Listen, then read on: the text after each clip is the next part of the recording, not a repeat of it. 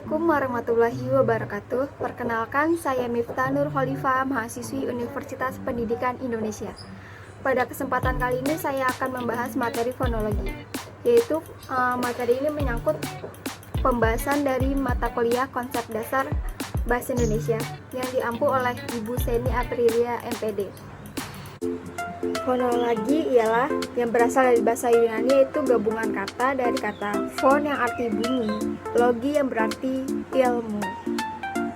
Sebagai sebuah ilmu, fonologi lazim diartikan sebagai bagian dari kajian linguistik yang mempelajari, membahas, membicarakan, dan menganalisis bunyi-bunyi bahasa yang diproduksi oleh alat-alat ucap manusia.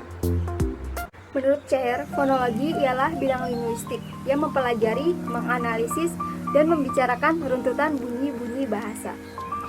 Dan secara etimologi terbentuk dari kata fon, yaitu bunyi, dan logi, yaitu ilmu. Menurut Krida Laksana, dalam Kamus Linguistik, fonologi ialah bidang dalam linguistik yang menyelidiki bunyi-bunyi bahasa yang menurut fungsinya. Dengan demikian, fonologi ialah sistem bunyi dalam bahasa Indonesia, atau dapat juga dikatakan bahwa fonologi ialah ilmu tentang bunyi bahasa.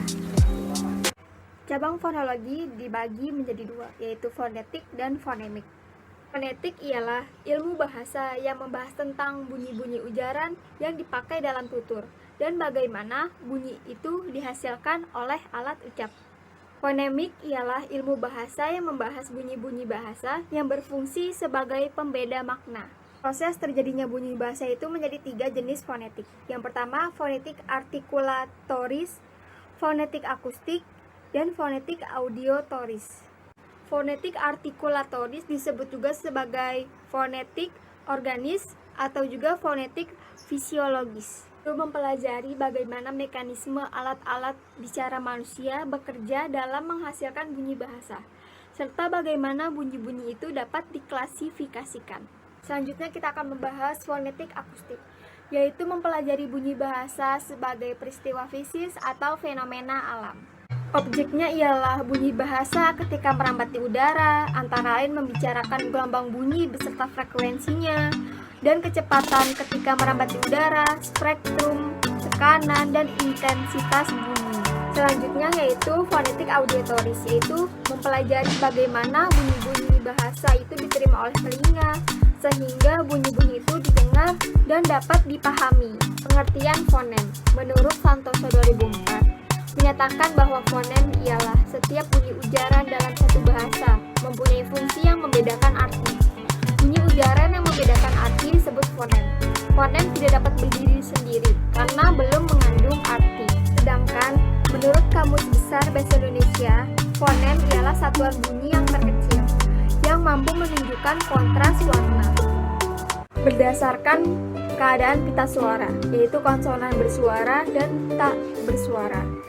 Itu yang terakhir termasuk dari berdasarkan jalan keluarnya udara, yaitu terdapat konsonan oral dan konsonan masal. Pembentukan diftong.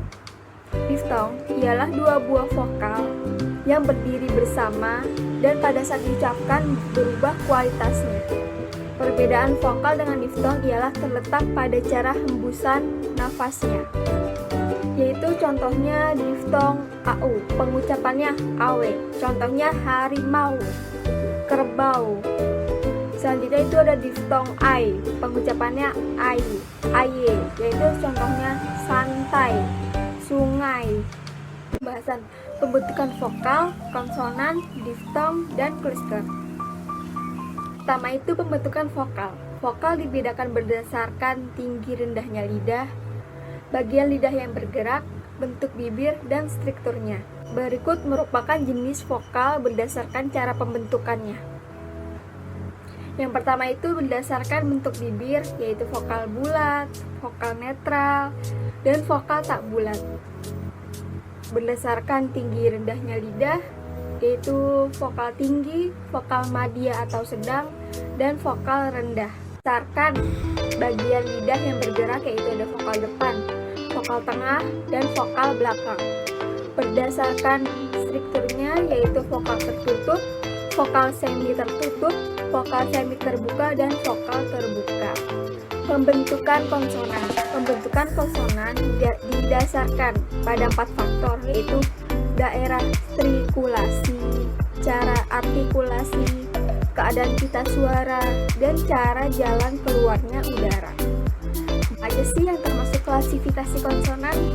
Yang pertama itu berdasarkan daerah artikulasi, itu yang termasuk konsonan bilabial, labiodental, apicodental, apicoalveolar, palatal, velar, glotal, dan laringal. Yang kedua yaitu berdasarkan cara artikulasi, termasuk dari konsonan hambar, frikatif, getar, lateral, nasal, dan semivokal. Berdasarkan keadaan pita suara, yaitu konsonan bersuara dan tak bersuara. Itu yang terakhir termasuk dari berdasarkan jalan keluarnya udara, yaitu terdapat konsonan oral dan konsonan masal. Pembentukan diftong.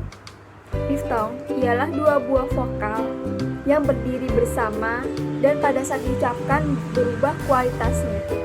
Perbedaan vokal dengan diftong ialah terletak pada cara hembusan nafasnya, yaitu contohnya diftong AU, pengucapannya AW, contohnya harimau, kerbau.